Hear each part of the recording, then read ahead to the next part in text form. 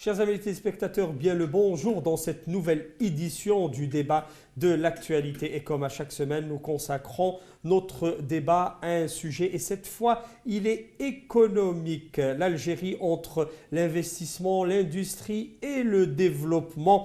L'Algérie développe au jour d'aujourd'hui beaucoup de statuts, que ce soit législatifs ou des lois concernant l'exportation, l'importation et tout. Et elle est en train de mettre en œuvre toute une structure pour changer et passer à la transformation économique voulue. Une volonté politique très forte qui essaye de transformer cette économie d'une économie dépendante totalement des énergies ou des hydrocarbures à une économie plus réelle. Et donc, nous débattrons de ce sujet avec notre invité aujourd'hui, M. Mohamed Serioud, le consultant international en investissement industriel, notre conseiller algéro-allemand. Bienvenue à vous à El Biled et au débat de l'actualité, M. Serioud. Merci pour l'invitation. Merci à vous d'avoir accepté cette invitation. Donc, l'investissement, nous avons vu les textes d'application qui sont sortis, la semaine passée, un code d'investissement qui veut que l'Algérie se transforme ou tourne un peu la page de la dépendance totale des hydrocarbures. Nous allons parler tout au début sur l'investissement. Nous avons vu que l'investissement a été victime de blocage, bureaucratie. Le président de la République, on en a parlé, il a chargé le médiateur de la République de ce dossier de débloquer, qui est devenu au jour d'aujourd'hui le ministre de l'Intérieur. Déjà, comment voyez-vous l'investissement aujourd'hui? Déjà, l'investissement, il faut qu'il soit algérien en premier. L'investissement, c'est le poumon de l'économie. C'est la colonne vertébrale d'une économie d'un pays. Donc, tout d'abord, je suis très content que la nouvelle loi sur le code de l'investissement a été élaborée. C'est accepté, les textes d'application sont là. Donc, ce qui reste maintenant, c'est l'application rapide. Je dirais rapide, c'est important parce qu'il faut donner importance au facteur temps. Rapide, l'application sur le terrain. Comment on va investir? Qui va investir? Qui peut investir? Et qui peut éventuellement avoir un terrain pour investir? Et comment elle se fait la sélection? C'est important parce qu'il y a plus que 50 000 dossiers d'investissement qui sont déjà chez les ex-Calpirev, ou Calpirev, plusieurs dénominations. Donc, même bientôt, ça doit être l'ANFI, je pense, éventuellement. Donc, qui va avoir le terrain, le sésame? Donc, est-ce que c'est une sélection? Ce n'est pas un bac. Investir, c'est une volonté. C'est un courage. Donc, le courage de l'investisseur ou bien de l'opérateur économique ne doit pas être sous une sélection, doit être libre à tout le monde. Donc, il faut libérer l'acte d'investir. Donc, peut-être dans les textes d'application, ils ont un peu drainé cette question. Déjà que l'Algérie a pris ses priorités. Nous savons tous que les priorités aujourd'hui, c'est la sécurité alimentaire, la sécurité énergétique, la sécurité sanitaire. Donc, il y a des investissements que l'Algérie veut et incite à les faire. Donc, c'est à ces investissements et selon les emplacements, selon les textes d'application, c'est selon les emplacements des terrains bien précis, des zones bien précis, que ces investisseurs vont avoir les privilèges et les exonérations requises. Donc, ne voyez-vous pas que c'est un bon côté déjà? Je ne dirais pas que ce n'est pas un bon côté, mais je dirais beaucoup plus libérer l'acte d'investir. Comment? Il y a plusieurs façons. L'investisseur n'a pas besoin de perdre son temps pour éventuellement avoir un terrain ou bien des hangars prêts pour placer ses équipements et démarrer son projet comme partout dans le monde. Parce que le facteur temps, il est primordial, très important dans l'économie mondiale. Le monde avance à une vitesse supérieure. Donc la mondialisation, on dit, c'est-à-dire les pays qui étaient vulnérables, ils sont devenus très forts économiquement. Les pays qui étaient riches, une bonne partie, ne sont pas plus riches ou bien riches comme avant. Pourquoi? Parce qu'ils ont délocalisé la production de pas mal de biens ailleurs. Quand ils ont délocalisé, c'était des faux calculs. Peut-être les entreprises, elles ont gagné, mais économiquement parlant, ils ont perdu. Pourquoi perdu? Parce que maintenant, ce qu'on voit en Europe... Sur le long terme, ils ont perdu. Parce que ce qu'on voit en Europe, il est produit, à 60%, il est produit quelque part. Quelque part en Indonésie, en Chine, en Taïwan, la Turquie, etc.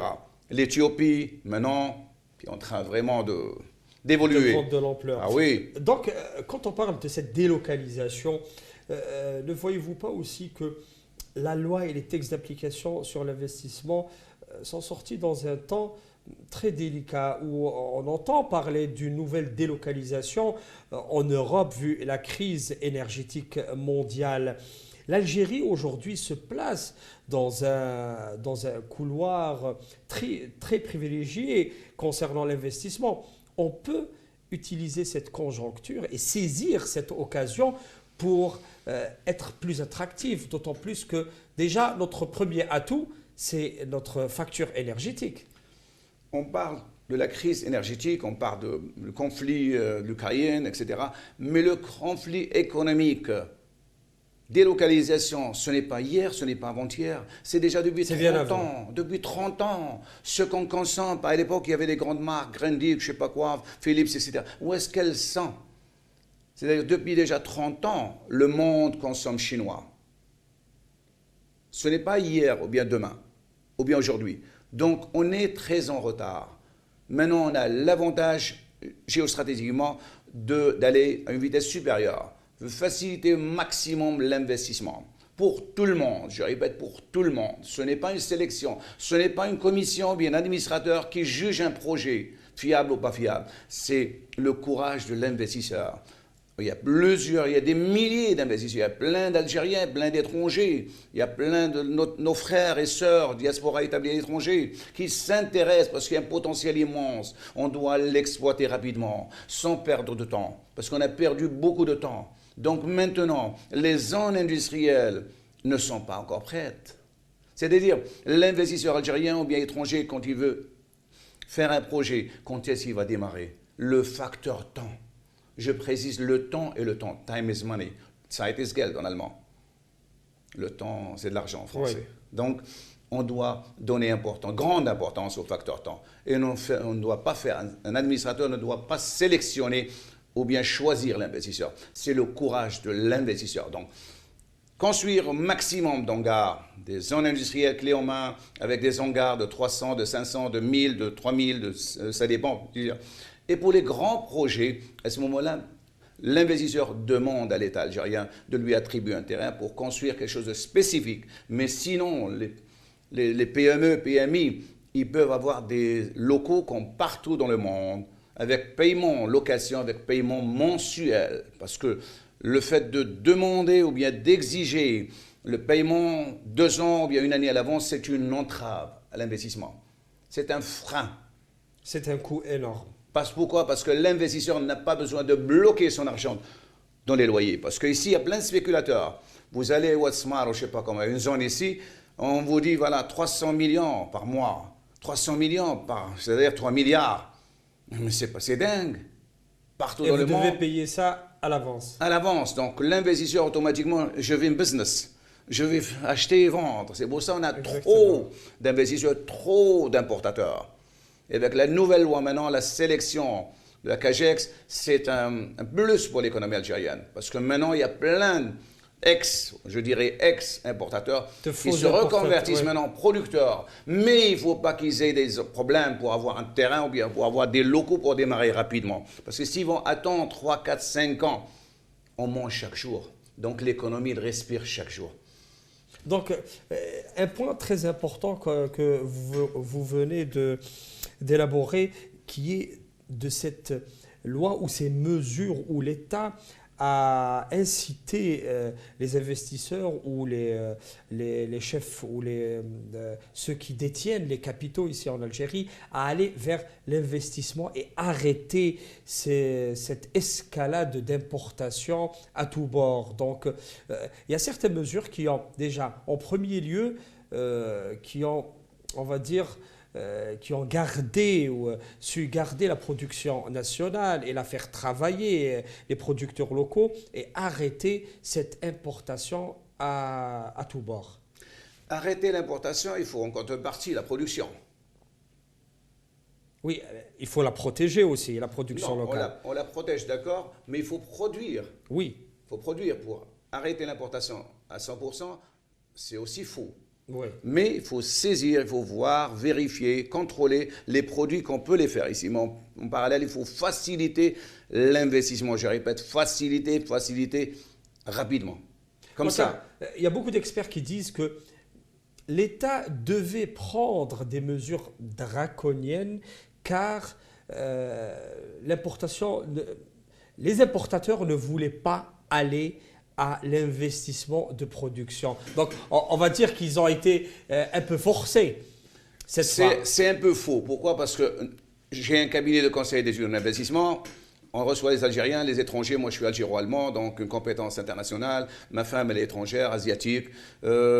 Partenaire, mon associé, expert comptable, commissaire au compte. Donc, vous êtes dans le domaine. Je suis dans le domaine. Et j'ai fait la production, j'ai exporté aussi à partir d'un pays voisin sur 14 pays. Donc est-ce que l'Algérien veut produire en premier lieu et non pas importer en premier lieu? C'est ça le problème. Il y avait la facilité avant, parce que je ne rentre pas dans les détails, parce qu'il y a surfacturation, trafic, etc. Bon, maintenant, il est temps de produire. Il y a plein d'importateurs qui se sont reconvertis en producteurs. Ils viennent chez nous pour des conseils, pour faire des projets d'investissement. Et j'en connais beaucoup d'Algériens qui ont maintenant des partenaires étrangers, chinois, turcs, etc. C'était leurs fournisseurs. Pas de l'Europe. Donc, automatiquement, ils sont devenus producteurs, ou bien ils veulent devenir producteurs. Oui. Mais ils trouvent des entraves, des problèmes au niveau du Calpi ou d'Ex-Calpi pour avoir un terrain, etc. etc. C'est ça le problème de l'Algérie. C'est les terrains et les zones industrielles clés en main avec hangars prêts pour la location qui n'existent pas. Donc, on doit se focaliser sur la construction rapide des zones industrielles clés en main partout, et même dans les villages. Très bien, nous allons parler sur ces solutions dans un autre volet, mais ce que vous venez de dire nous saisit, car le président de la République a fait référence à ces problèmes de blocage, a fait référence et a incité, il a même créé un office spécial pour les zones industrielles. Et aujourd'hui même, tout à l'heure, dans une heure, il y a le président de la République qui va rencontrer les Wali, et cela vient 2 ou 3 jours après avoir publié les textes d'application. Ne voyez-vous pas que déjà le président en a fait une affaire déjà chargée de la présidence de la République concernant le blocage des projets? Aujourd'hui, beaucoup d'experts voient que le président va instruire les Wali sur les textes d'application et passer à l'application de cette loi. Monsieur le Président, il est dans une très bonne voie. Déjà, il y a plein de projets, peut-être 1000 projets qui étaient débloqués. Je dis un grand alhamdoulilah, déjà. Mais ce n'est pas assez sur le terrain. Pourquoi? Parce que le problème, il reste dans les collectivités locales. Il reste toujours dans le local et l'administrateur. Un exemple, il y a 3 jours, 4 jours, j'étais chez l'ex-Calpirep pour déposer un dossier pour quelqu'un. Transformation, valorisation des déchets, etc. C'est un projet porteur. Même Monsieur le Président, il a parlé sur valorisation des déchets. Exactement. Mais sur le terrain, c'est autrement. L'administrateur, il m'a imposé de mentionner le numéro du lot. Mais j'ai dit, c'est pas assez dingue. Parce que pourquoi le lot? Il y a une zone. Si éventuellement le lot, il est occupé, donc il faut refaire. Non, on mentionne logiquement la zone et c'est tout. Si un lot il est occupé, on attribue un autre lot, c'est tout. Ils ont insisté. L'administrateur, il est toujours, pour moi, c'est l'ennemi de l'économie. Je ne dis pas tout le monde, mais une bonne partie. Les bureaucrates. L'administrateur, nous allons revenir sur... Dans les administrations, surtout, les administrations, là, on dépose les dossiers d'investissement. Nous allons revenir sur cette question déjà posée et grognée par le président de la République sur cette administration qui essaie de bloquer. Il a même dit ou évoqué dans sa dernière rencontre avec les médias, que l'administration, certains essayent de créer un État dans un État. Donc, nous allons revenir sur cette question, mais avant cela, nous marquons une petite pause publicitaire et nous revenons vers vous.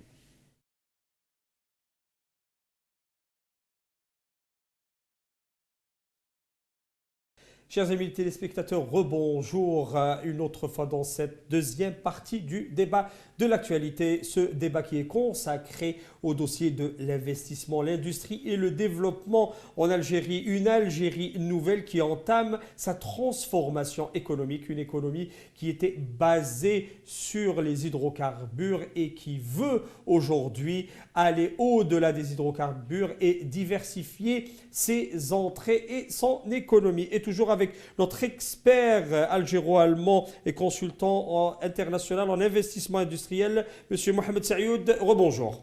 Rebonjour, merci. Donc, nous parlions sur l'investissement, l'acte d'investir et sur ce que même le président de la République a dit et redit à maintes reprises, que reste l'administration, on ne va pas dire l'administration dans sa globalité, car le terme, il est là pour administrer et gérer, etc. On en a besoin. Mais c'est une question de personnes, de mentalité au sein de cette administration qui crée, il y a une malinterprétation ou une mécompréhension de la conjoncture déjà et de l'urgence économique.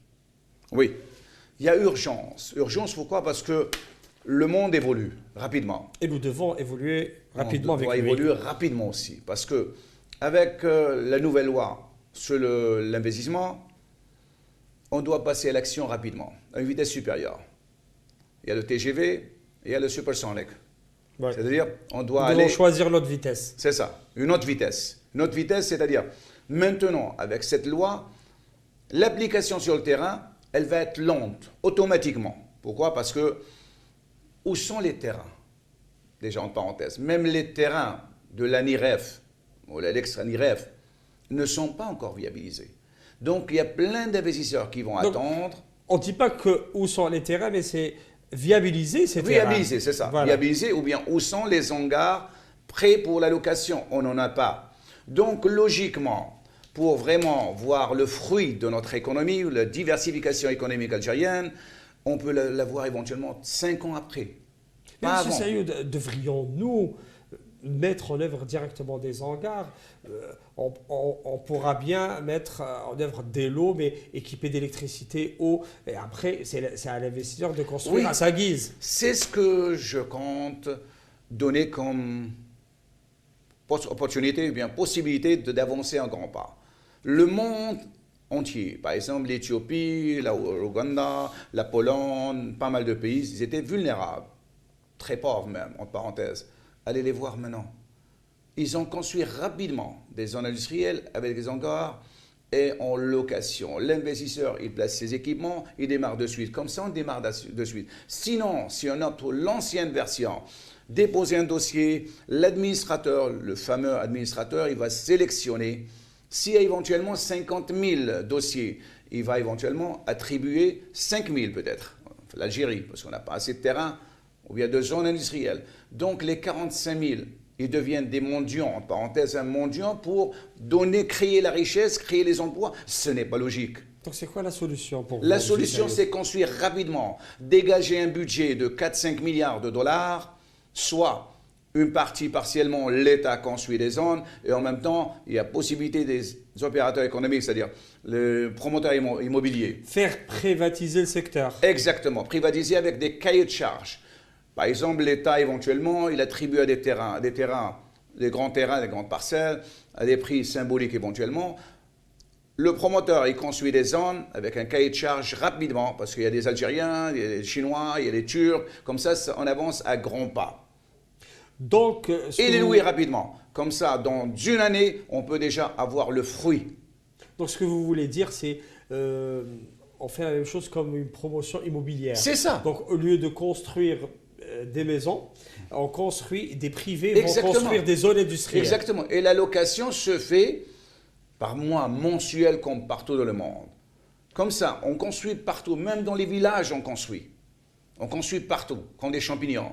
L'investisseur n'a plus besoin d'aller chez l'administrateur. Il va chez l'administrateur s'il veut un grand projet ou bien il veut faire l'extension. Qui demande des terrains extraordinaires. C'est ça, il demande un terrain pour construire quelque chose de spécial.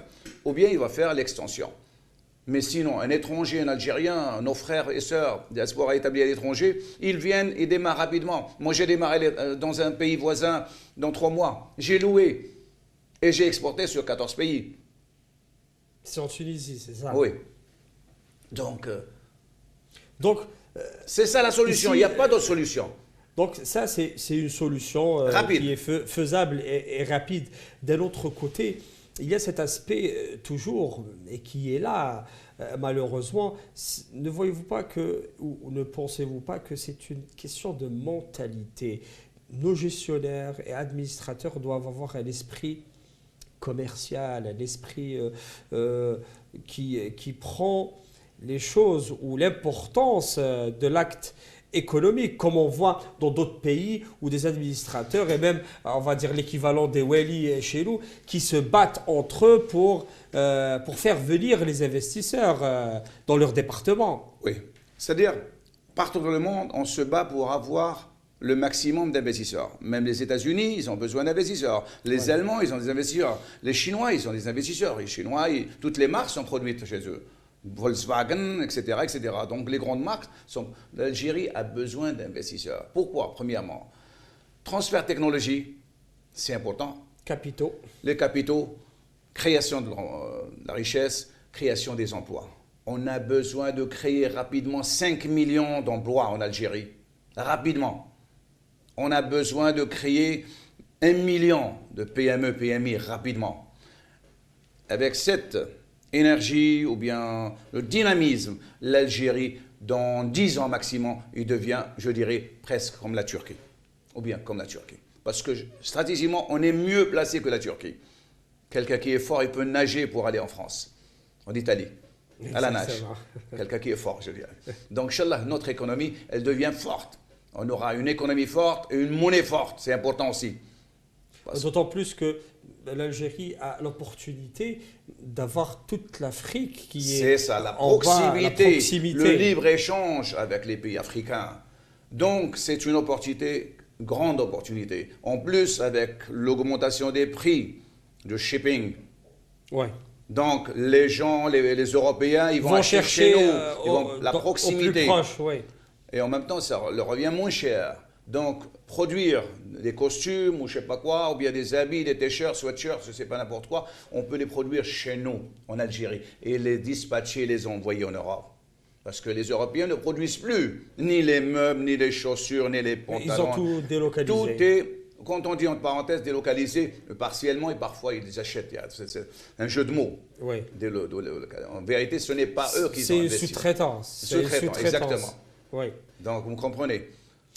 C'est vraiment, c'est une aubaine, cette sous-traitance. Nous avons vu le modèle chinois et le modèle turc. Quand vous construisez une usine qui est capable de monter n'importe quelle marque de véhicule, qui est capable de tisser n'importe quelle marque de vêtements. Oui. C'est vraiment donner le choix à plusieurs marques au monde de passer commande chez vous sans venir investir directement. Exactement. Au contraire, l'investisseur reste algérien.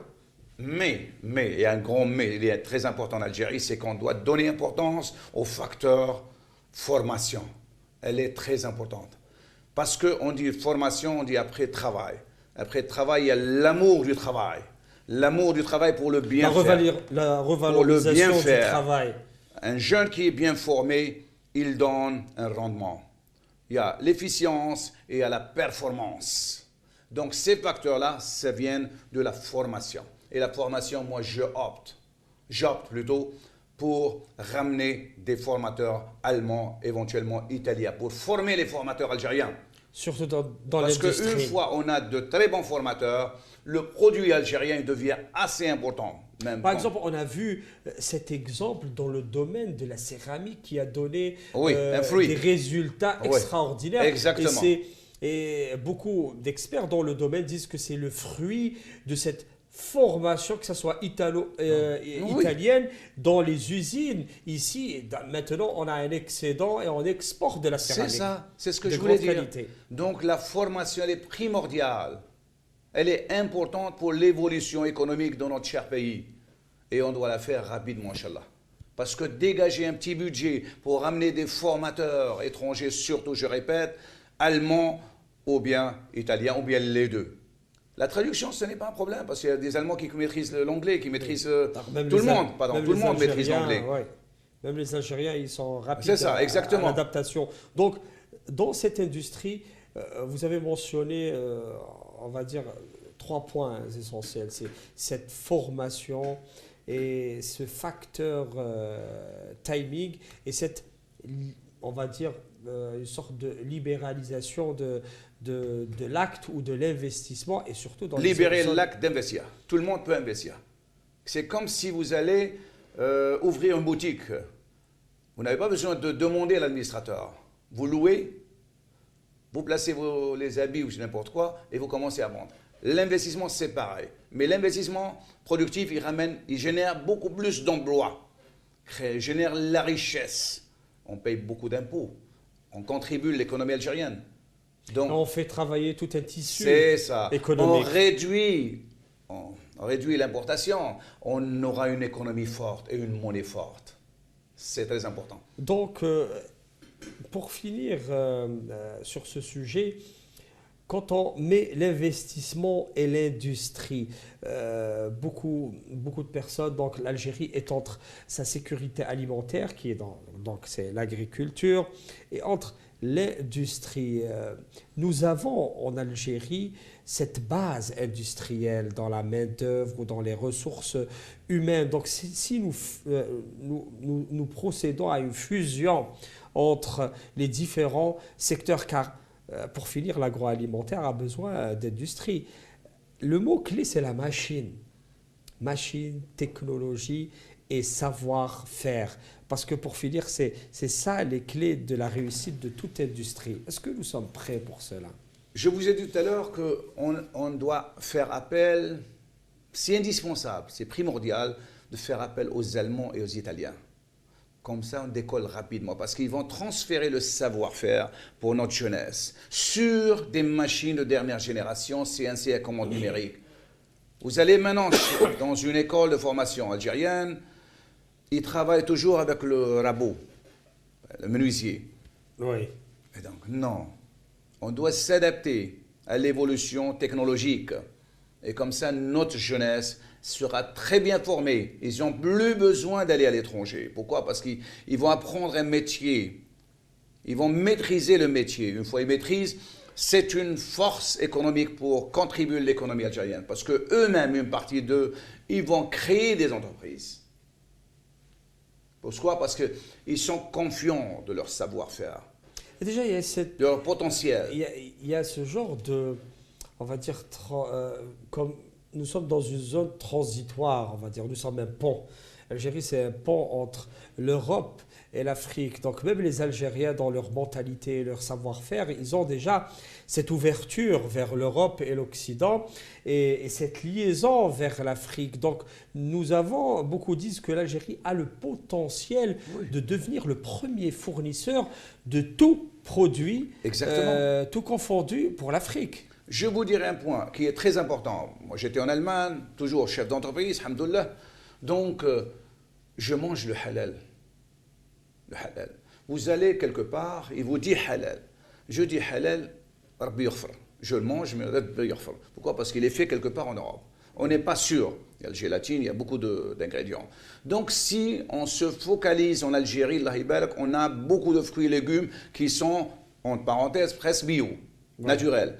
Donc, c'est un grand potentiel de faire la transformation de tout ce qui est agroalimentaire pour l'export. On peut générer facilement 5 milliards de dollars ou d'euros par an, juste pour les produits halal. Halal algérien. C'est un grand marché, oui. C'est un potentiel immense. On doit l'exploiter. Donc, on produit ici, l'agriculture, elle est ici, on doit la transformer et la vendre en Europe. Donc, quelqu'un qui voit halal algérien, il le mange avec des yeux fermés. Donc, c'est un potentiel qu'on doit l'exploiter. Pardon, il n'y a pas que l'Europe. Hein. Il y a l'Indonésie. Moi, j'étais en Indonésie, j'étais partout dans le monde. Même en Chine, il y a des musulmans aussi.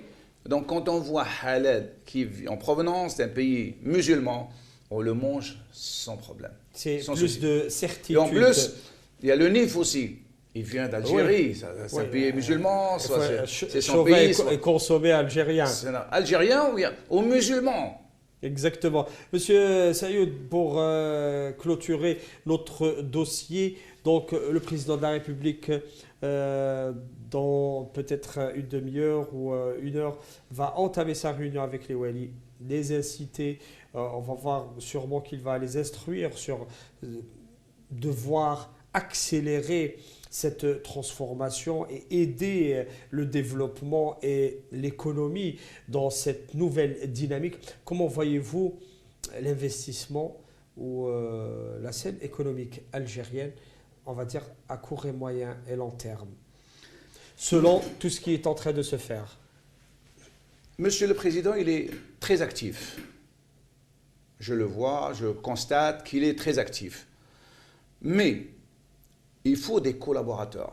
En parenthèse, c'est Wali, des chefs d'entreprise, etc. Qui vont dans la même vitesse. Exactement. Mais il faut qu'il aille à une vitesse supérieure. Sinon, on va perdre encore 5 ans. Vu les opportunités qui sont là aujourd'hui. Oui, mais les opportunités sont là. Oui. Je vous donne un steak, un filet, et je vous dirai, ne le mangez pas. Est-ce que je vous ai donné? Je ne vous ai rien donné. Donc c'est pareil. Il y a plein d'investisseurs qui veulent investir, mais ils ne peuvent pas avoir un terrain rapidement. Donc c'est quoi? On ne peut pas avancer. Il faut régler ce problème le plus rapidement possible. Nous vous remercions et merci beaucoup, M. Mohamed Sayoud, notre consultant algéro-allemand en investissement international industriel, pour tous ces éclaircissements. Merci beaucoup. Merci pour l'invitation. Merci à vous. Merci. Comme nous remercions aussi nos chers téléspectateurs pour leur bonne attention. Nous terminons aujourd'hui notre débat de l'actualité concernant ce dossier et nous allons vous voir la semaine prochaine dans un autre dossier. Au revoir.